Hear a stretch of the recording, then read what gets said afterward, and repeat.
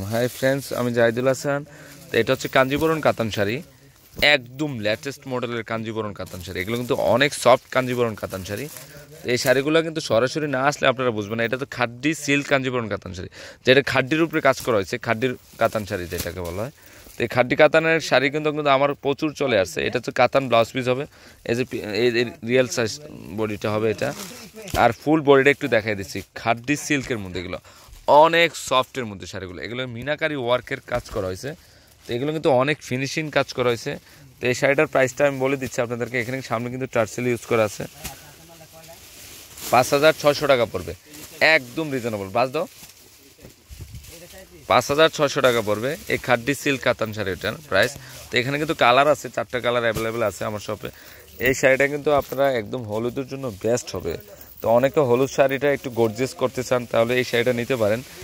একদম ইউনিক একটা ডিজাইন, হলুদের মধ্যে কাতান ব্লাউজ পিস হবে পিঙ্ক কালারের, আর ফুল বডিটা কিন্তু কাজ করা আছে। তো এটার প্রাইসও 5,600 টাকা পড়বে।